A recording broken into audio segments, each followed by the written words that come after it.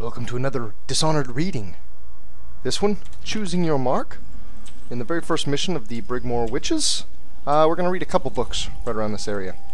So first off, in the chest, Ports of Call. Potterstead, Gristol, a small town, but the locals are charming and the ale is unmatched. Be certain to visit during the month of winds for their Pennant Festival. DUNWALL, Gristol. Notes on the capital city could fill a dozen such volumes. All delights exist in DUNWALL if you've got the coin, and all miseries if you're broke. Unless you're well connected through someone in DUNWALL Tower or one of the key families, the City Watch or River Patrol, make sure your permits are in order. Otherwise, you're likely to have your cargo seized by the port authorities for any reason they care to concoct.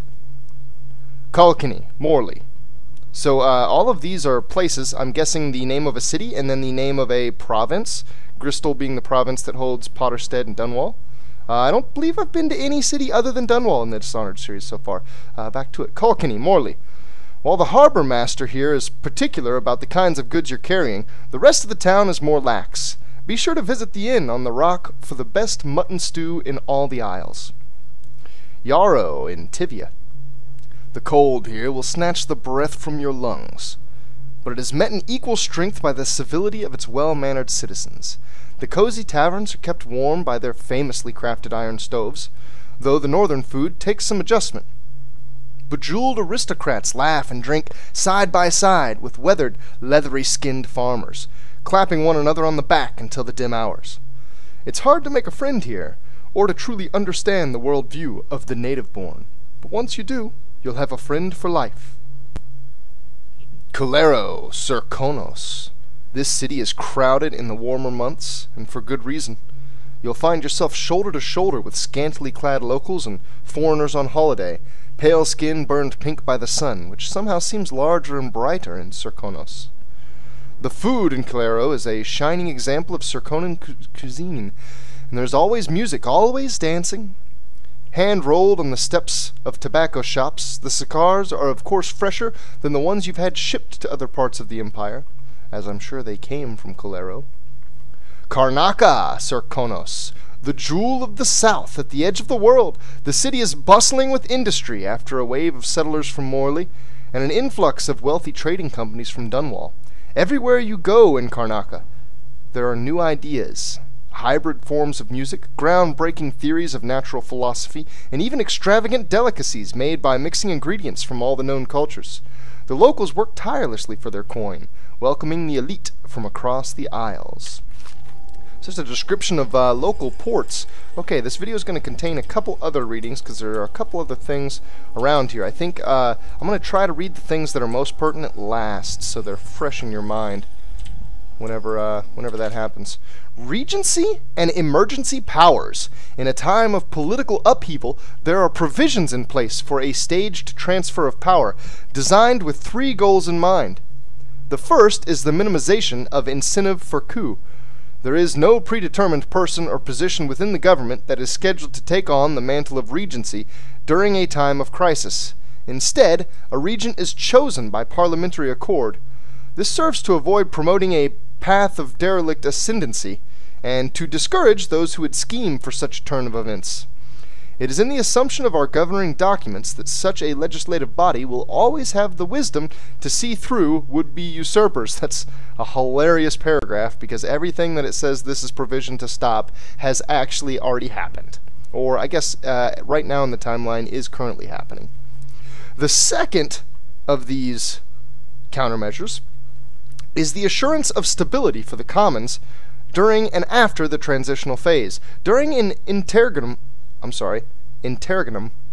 not exactly sure what that is. I think that's a made-up word, maybe by the clergy or the overseers. During this event, while a regent rules the land, there are categories of laws and decrees that cannot be altered without a majority vote from Parliament. Thus, daily life for the people will not change dramatically when, during the time of regency, or shift drastically once a proper heir takes up the throne.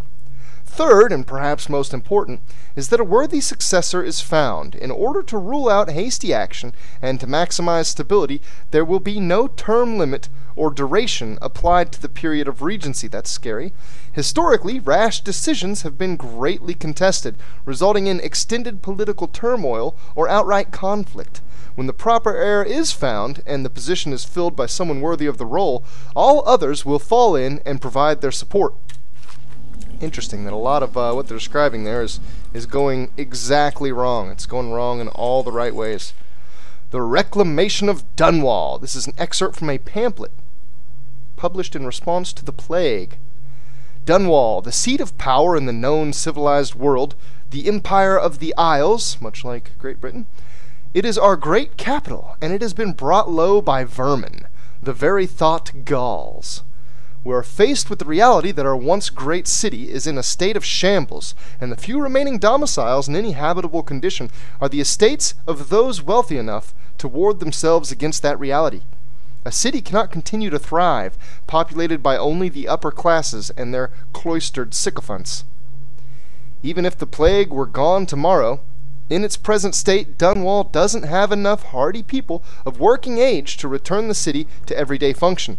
We must find a way to attract more residents, which requires removing the cloud of fear brought about by the current regime. The Lord Regent and his lackeys are bad for business, my friends.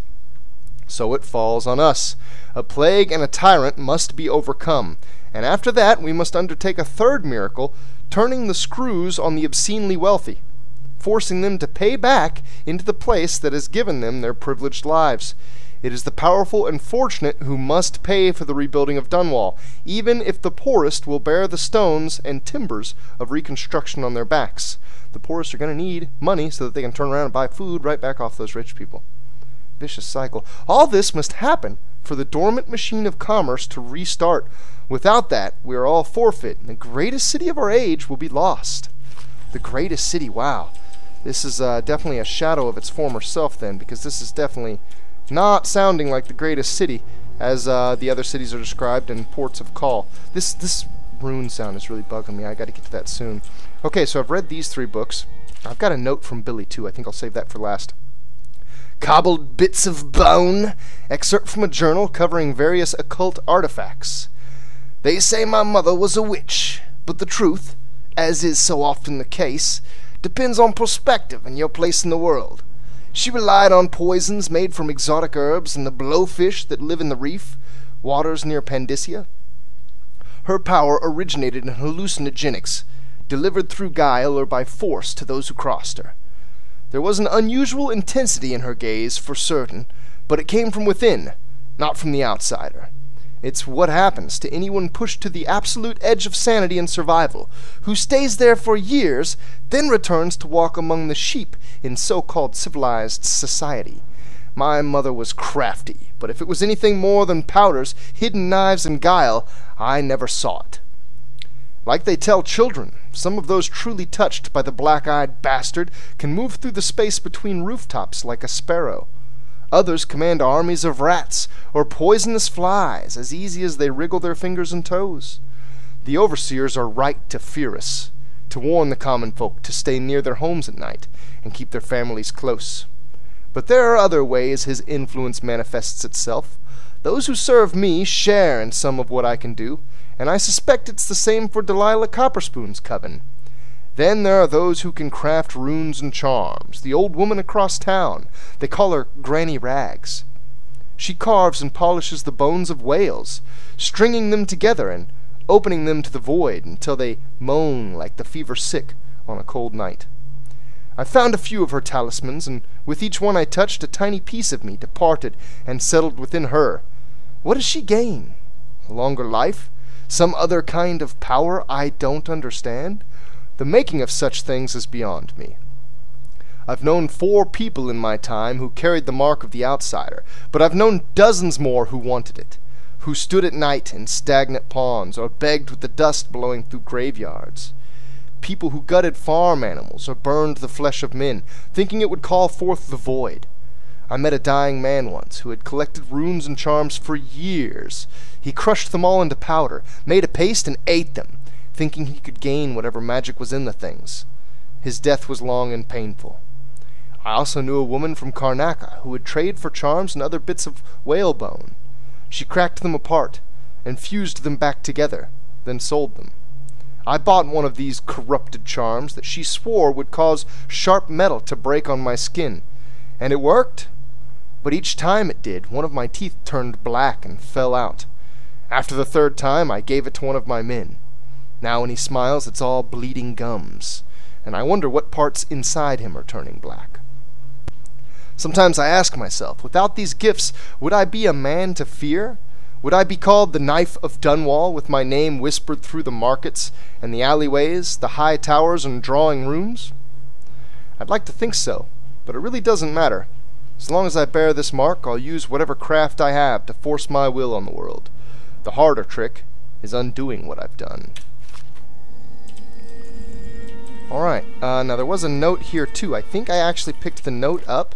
Can I see the note? A note from Billie. Dowd.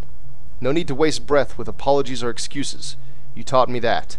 All I can say is that as soon as I left Dunwall, my head felt clear, maybe for the first time. It seems as though this note is read from the perspective of knowing that Billie was released when I did my low chaos playthrough in Knife of Dunwall. I was wondering about that. I was wondering how much that would play into it, or how much they would just leave ambiguous so that it applied whether you killed her or not. This looks like she did definitely get away, and the game knows that. You told me once that people like us burn hot, then burn up. We don't get a chance to start over.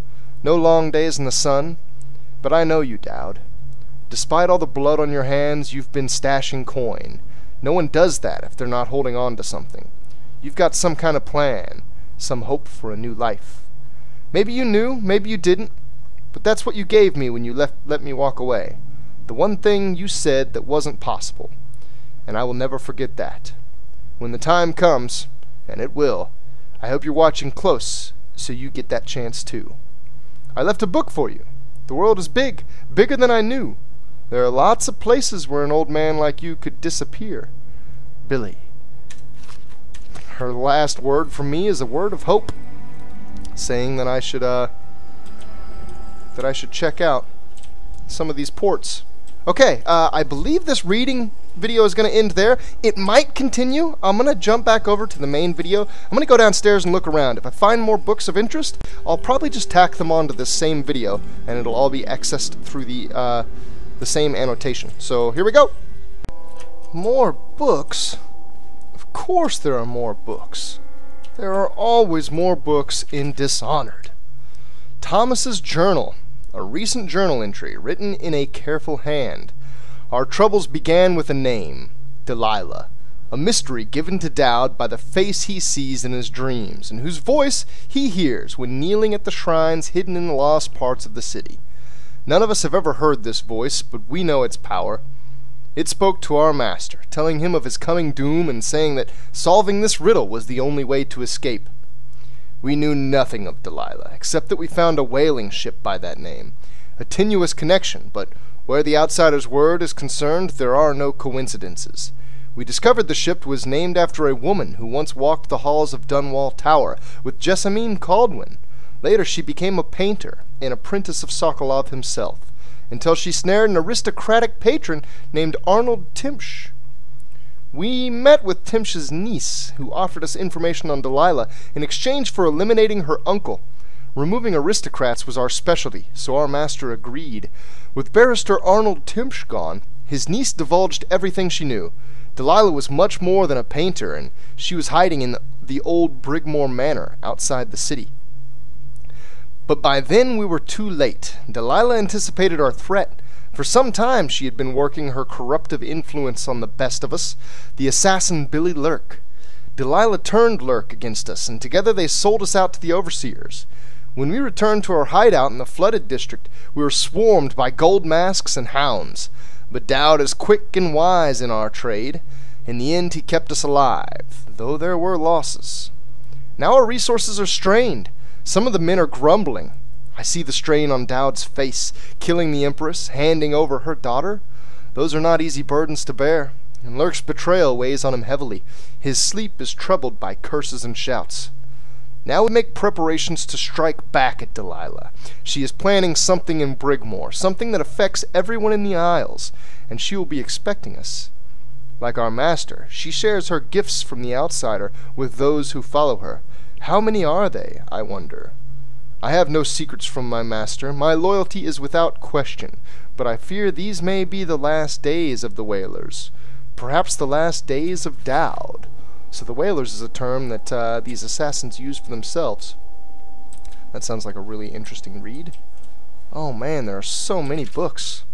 The Isle of SERKONOS, excerpt from a volume on Serkonan geography and culture. SERKONOS, the jewel of the south, is best known for its warm winds, spiced foods, and endless beaches. While the city of Calero sees the heaviest flow of travelers from across the Isles, Karnaca, on the southernmost edge of the world, is preferred among the elite of the empire. It is said that a month spent resting beneath the sun on the beaches of SERKONOS, or within one of the rural villages, can cure most maladies. Travelers bring back recipes and styles from the south, and the dances that all Serkonians learn in their youth are favored in Gristle for their sensuality, copied by the fashionable aristocracy in the capital city of DUNWALL.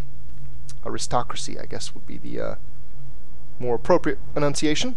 The only persistent trouble in SERKONOS originates along the string of tiny islands stretching away from the mainland to the east.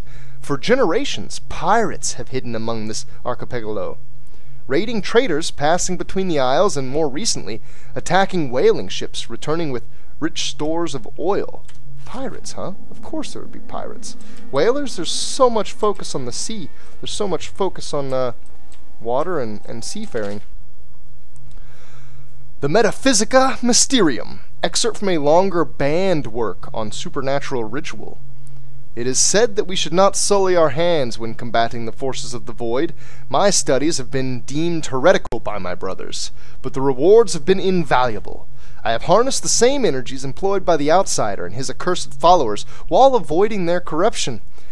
I will prescribe a twofold method in this text: indirection.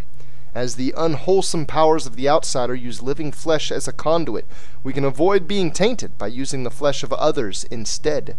And containment. By using channels and barriers, we can focus these void energies in a raw state, shielding them from the perverse perspectives of the outsider. Perverse? They're really painting the outsider in a more malevolent light than they have in the past. He's always seemed like a force for good, an odd sort of good, a roundabout type of good. But still, he's always seemed like a force for good in past installments. There's another book over there that I want to read. What is this? The Knife of Dunwall, a survivor's tale. Ooh, wow. From a street pamphlet containing a sensationalized sighting of the assassin Dowd. Gentle reader, be assured that your coin is well spent today. What you read here may one day preserve your life and your sanity. No one has seen the Knife of Dunwall and lived to tell of it until now. The sun was setting, a bloody stain across the sky, silhouetting the charred rib cage of the slaughterhouse. The stench of burned meat, the flesh of men and whales, soured the air. Dowd erupted from the ashes and timbers, his body wreathed in flame and rent with injuries that no mortal man could have survived. His shadow stretched out before him on the ground, and it revealed his true nature. A horned thing, warped by heresy. A shape too terrible to put into words, my gentle readers. A sorcerer from the void, without question. I could hear the moans of the dying workers beneath him in the rubble of the slaughterhouse, but he did not even pause to acknowledge their plight, for his heart is colder than Tyvian ice. Instead, he let out a guttural howl of victory, the shock of which snuffed out the life of those poor dying workers, and then he bounded away, moving from roof to roof, back toward the streets. And this was where I thought this chapter would end, until I heard the music. The grinding metal music of the overseers echoed from the nearby alleyways, and I knew there would soon be a fight. With only my sense of duty to the fallen citizens of Dunwall to keep my fear from overtaking me, I inched closer to the mouth of the alley for a better vantage. A brave contingent of overseers had captured one of Dowd's lieutenants lurking in the alleyway. He, or she, for I could not tell beneath the thick leather of the industrial whaler suit, was prone and tied with sturdy ropes, surrounded by overseers. But their fixation was ultimately their undoing. Dowd fell from above, moving through the air as easily as a falcon. I swear it upon my spirit. Without sound, he glided down among them, and the music maker was the first to die, as Dowd tore the man's head from his shoulders. The wretched song faded in a discordant wail. Then I watched as the most notorious assassin of our time became a flurry of leather, metal, and blood, deflecting bullets and sword blades with ease. The last overseer, no doubt consumed with terror at seeing his brothers fall so easily, sank to his knees and begged for mercy. Dowd spoke a single word that made my entrails squirm in my belly upon hearing it. The overseer shrieked like a madman until his mask split in two, as though struck by some hammer and chisel, and a stream of blood gushed forth from the crack, bathing Dowd's boots. I closed my eyes at that point, too overwhelmed to witness any further atrocity. I could only hope that if that foul heretic discovered me next, my life would end swiftly. But when I opened my eyes, Dowd was nowhere to be seen. That was the last I ever saw of the Knife of Dunwall. So heed my warning, gentle reader. Should you or anyone you love witness some misshapen shadow fall across your path, or should you hear the slightest rumor of dark words whispered from the rooftops, then flee, flee with all haste. Strong words, my God. Yeah, sensationalized was right. Jesus. Sounded like it was a Fox News writer or something. Okay, one more book. Hopefully that's going to be about it for this mission. The Royal Spymaster, excerpt from a historical record of government positions and ranks. It is said that the office of the Royal Spymaster has existed for as long as there have been emperors and empresses. However, in the earliest days of the Empire, this position existed in secrecy. Only after the Morley insurrection was the position publicly acknowledged, due to the tremendous role that the acting spymaster played in quelling the rebellion. Originally, members of the military or officers of the City Watch were advocated for the role, chosen by the Admiralty. In recent years, the outgoing spymaster has made recommendations on his replacement from the small cadre of espionage agents serving him. In this way, continuity is preserved, since many of the covert projects undertaken by the government are not committed to writing, only communicated in whispers behind secure doors. This leads to the most common critique of the office of the Royal Spymaster, that actions are taken and deeds committed that even the Emperor or Empress is not aware of. This lack of oversight or accountability is a commonly debated topic during parliamentary sessions, but those who hold the position of Royal Spymaster insist that in order to function, the role must exist outside the existing bureaucracy or law. Scary stuff. It's got NSA written all over it. We're making laws for the NSA. That shit's not right. Okay, I think reading video done, although my present self can't tell the future, so if there's more time here, then obviously it's not done.